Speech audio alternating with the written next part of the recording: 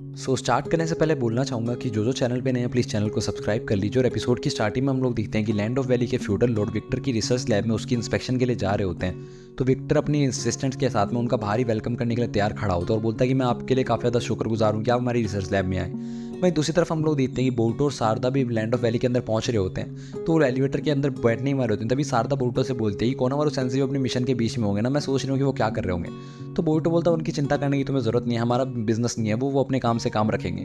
तो शारदा बोलती है बोल्टो तुम काफ़ी ज़्यादा मैच्योर हो गए हो चोट लगने के बाद में, है ना, और तुम्हारा पर्सपेक्टिव काफ़ी ज़्यादा बदल गया। तो बोल्टो बोलता है मैं छोटी छोटी चीज़ों पे इतनी जल्दबाजी नहीं करता, हम लोगों को ध्यान से सोच के सब कुछ करना चाहिए, क्योंकि हमारी वजह से मिस्की के साथ ये सब कुछ हुआ था। और तो और हम मिस मिया से जो हमने प्रॉमिस किया था अनाथों को वापस लाने का, वो भी हम लोग पूरा नहीं कर पाए। तो बोल्टो अगर जैसे मिया के पास पहुंचते हैं तो वो देखते हैं कि मिया उन्हीं का लोगों का वेट कर रही होती है और बोलते हैं कि तुम लोग इतने दिन कहाँ थे। भाई दूसरी तरफ हम लोग देखते हैं कि मिस्की की हालत काफ़ी ज़्यादा ख़राब होती है, उसका ट्रीटमेंट चल रहा होता है। तो मिस्की बोलता है कि मुझे समझ में नहीं आ रहा बोल्टो और शारदा वगैरह अभी तक क्या कर रहे होंगे, मैं उनके बारे में जानना चाहता हूँ। तो ये वहाँ पे ओरोचिमारू आता है और बोलता है हम लोग जो तुम्हारे ऑर्गन्स पे काम कर रहे हैं वो काफ़ी ज़्यादा अच्छा जा रहा है और तुम चिंता मत करो, 1 महीने के अंदर अंदर तुम बिल्कुल ठीक हो जाओगे। तो मिस्की बोलता है मतलब मैं 1 महीने तक यहाँ से हिल भी नहीं सकता, मैं बोल्टो वगैरह से मिल भी नहीं सकता। तो ओरोचिमारू बोलता है अगर तुम्हारी ये ट्यूब्स निकाली गई तो तुम्हें पता है तुम इंस्टेंटली मर जाओगे, तुम्हारा कोई भी बॉडी पार्ट का ऑर्गन काम नहीं करेगा। तो मिस्की बोलता मुझे माफ़ कर दीजिए, मेरी वजह से आपको इतनी ज़्यादा ट्रबल्स हो रही हैं। तो ओरोचिमारू बोलता नहीं, ये तो प्राउड करने की बात है कि तुमने अपने विल के ऊपर एक्शन लिया, लेकिन फिर भी ये सोचने वाली बात है कि तुमने अपने सेज मोड को इस पॉइंट तक इस्तेमाल किया जब तक तुम्हारी बॉडी झेल नहीं पाई। तो ये गलत बात है, तुम्हें ये सब कुछ नहीं करना था, जबकि मैंने तुम्हें मना किया था। और मुझे लगता है कि तुम लोगों को बोल्टो वगैरह की चिंता हो रही होगी, इसलिए मैंने सुगेसु को वहाँ पे भेजा है। तभी हम लोग सुगेसु वहाँ पे आ जाता है और बोलता है कि मैंने सब कुछ पता लगा लिया है। और वो बताता है कि मैंने सुना है कि बोल्टो और शारदा लैंड ऑफ वैलीज में जा रहे हैं। तो ओरोचिमारू बोलता है आगे बताओ। तभी हम लोग इतने मीस के अचानक से खड़ा हो जाता है और बोलता है लैंड ऑफ वैलीज में बोल्टो और शारदा वहाँ पे क्या कर रहे हैं। तभी सुगेसु बोलता है कि मैंने सुना है वहाँ पे कोनामारू भी किसी मिशन के लिए गया हुआ है। बोल्टो शारदा और कोनामारू तीनों जने वहाँ पे, तो मुझे नहीं लगता वो कोई कॉन्सिडेंस है, क्योंकि तुम्हारा पिछला मिशन वहीं का तो था। तभी हम लोग इतने ओरोचिमारू उसके मुंह पे हाथ रख देता है और बोलता फालतू में कोई भी तुम्हें जरूर दिमाग लगाने की जरूरत नहीं है, तुम्हें जितना बोला गया उतना ही बोलो। और फिर वो उसका मुंह पकड़ते हुए बोलता है कि मुझे वैसे भी एक ह्यूमन की जरूरत थी अपने एक्सपेरिमेंट के लिए, चलो तुम मेरा टेस्ट सब्जेक्ट बनो, और उसको ले जाता है वहाँ से घसीटते हुए।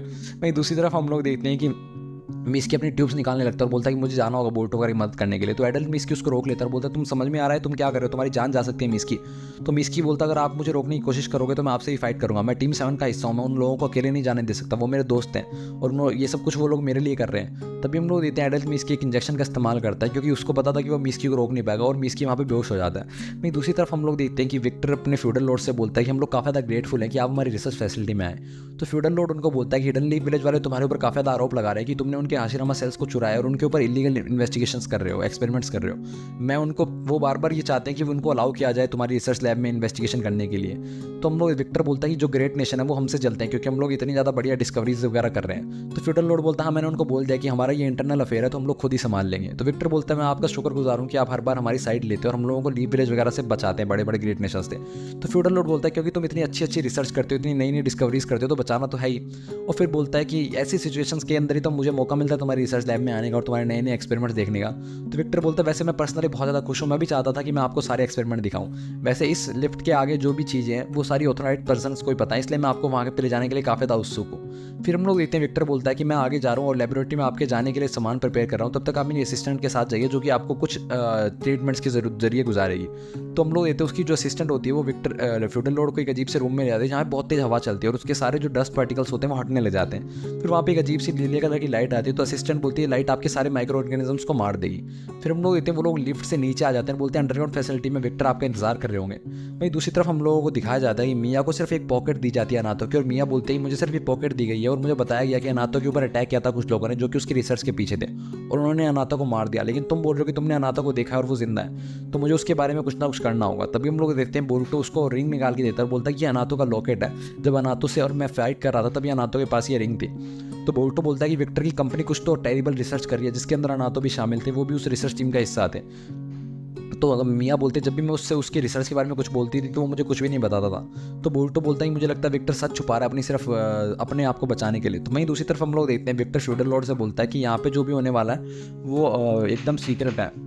सो फ्यूडल लॉर्ड अंदर देखता है कि अंदर बहुत ज़्यादा रिसर्च चल रही होती है, सारे लोग जो इंसान जो होते हैं वो टेस्ट ट्यूब्स के अंदर होते हैं। तो डॉक्टर बोलता है मैं काफ़ी ज़्यादा खुश हूँ कि फ्यूडल लॉर्ड स्वयं मेरी रिसर्च को चेक करने के लिए आए हैं। तो विक्टर बोलता है हमने जो हाशिरामा सेल्स को डिस्कवर किया था उसका हम लोग काफ़ी ज़्यादा अच्छा इस्तेमाल करें, उनसे हम लोग ये रिसर्च कर रहे हैं। तो फ्यूडल लॉर्ड एक पेड़ की जड़ की तरफ उंगली लगाते हुए बोलता है कि ये चीज़ क्या हो रही है, टेस्ट ट्यूब के अंदर क्या कर रही है। तो विक्टर बोलता है यही तो हमारी रिसर्च है, इससे हम लोग कुछ भी कर सकते हैं, ये इससे हम लोग बहुत सारी ऐसे डिसीज़ को हल कर सकते हैं जो कि अभी तक क्योरेबल नहीं है, और हम लोग डी एजिंग का भी इस्तेमाल कर सकते हैं, बस आप हमारे ऊपर अपनी दया दृष्टि बना के रखिए। तो फ्यूडल लॉर्ड बोलता है तुम चिंता मत करो, मैं लीफ विलेज के सारे ऑफिशियल से तुम लोगों को बचा कर रखूंगा। तभी हम लोग देखते हैं फ्यूडल लॉर्ड के जो 2 असिस्टेंट होते हैं उनमें से एक उस पर रिसर्च का रिलीज का इस्तेमाल करता है। तो फ्यूडल लॉर्ड के ऊपर से गेंजुत्सु हट जाता है और उसकी नज़र पड़ती है कि जो पेड़ की जड़ थी उसके ऊपर बहुत सारे इंसान होते हैं जो कि टेस्ट ट्यूब्स के अंदर होते हैं। तो फ्यूडल लॉर्ड बोलते हैं ये सब कुछ क्या हो रहा है। तभी उसके असिस्टेंट बोलते हैं आपके ऊपर गेंजुत्सु का इस्तेमाल हुआ था। तो हम लोग देखते हैं वो जो असिस्टेंट होते हैं वो असलियत में असिस्टेंट नहीं होते बल्कि कोनामारू और मुजीनो होते हैं। तो विक्टर काफ़ी ज़्यादा गुस्से में आ जाता है, बोलता है तुम लोग यहाँ पे कैसे पहुंचे और तुम लोगों ने इनके असिस्टेंट के साथ स्विच कब किया। तो कोनामारू और मुजीनो बोलता है कि हम लोग जब आप ये फ्यूडल लॉर्ड जब आ रहे थे तभी हम लोगों ने ये सब कुछ किया, और हम लोग जब उस कमरे में पहुंचे जहाँ पे अजीब सी लाइट आ रही थी तो हम लोगों को पता चला कि ये गेंजुत्सु का इस्तेमाल हो रहा है, तो हम लोगों ने इनको बचा दिया। लेकिन विक्टर आखिरकार तुमने अपने ट्रू कलर्स को मैंने दिखाई दिया, अब तुम बच नहीं सकते हमसे। तभी हम लोग देखते हैं मुजीनो विक्टर के ऊपर अटैक कर देता है और विक्टर का एक हाथ काट देता है और वो काफ़ी ज़्यादा दूर जाके गिरता है उसका हाथ। तो फ्यूडल लॉर्ड को कुछ भी समझ में नहीं आता और बोलते हैं ये सब कुछ हो क्या रहा है, मुझे कुछ भी समझ में नहीं आ रहा, क्या तुम मुझे आसानी से समझा सकते हो। तो कोनामारू उसको बोलता है कि आपके ऊपर गेंजुत्सु का इस्तेमाल किया गया था और आपको इस्तेमाल किया जा रहा था लीफ विलेज के खिलाफ, और ये सारे जो लोग हैं जिनको टेस्ट ट्यूब के अंदर रखा गया है मुझे लगता है इन सब के ऊपर हाशिरामा सेल्स का इफेक्ट है और इन सबको इस्तेमाल किया जा रहा है इलीगल अनएथिकल ह्यूमन एक्सपेरिमेंट्स के लिए।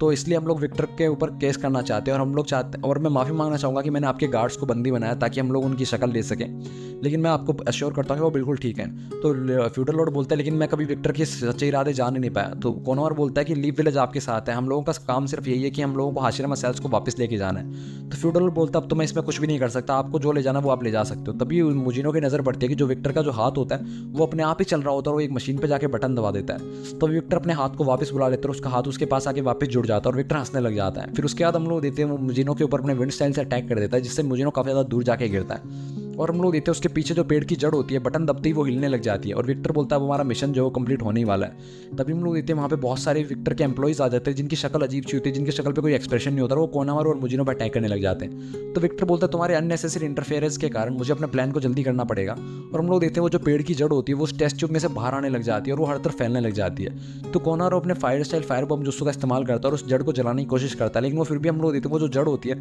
वो उन सबके चारों तरफ फैलने लग जाती है और उनको पकड़ने लग जाती है। तभी हम लोग देखते हैं पेड़ की जो एक जड़ होती है वो कोनामारू के हाथ को पकड़ लेते हैं जिससे उसके हाथ से चक्रा गायब होने लग जाता है। तो कोनामारू जैसे तैसे करके उससे छूट जाता है। तभी हम लोगों की नज़र पड़ती है उस जड़ के ऊपर जिसके अंदर से एक अजीब सा फूल आ रहा होता है। तो जैसे ही वो फूल निकलने लगता है वैसे विक्टर वहाँ से चला जाता है। तो डॉक्टर चिल्लाने लगता है कि विक्टर ये तो अग्रीमेंट नहीं हुआ, तो आप मुझे यहाँ पे अकेले छोड़ के कैसे जा रहे हैं। तभी हम लोग देखते हैं वो जो पेड़ की जड़ होती है उस डॉक्टर को भी पकड़ लेती है और डॉक्टर को भी निकल जाती है।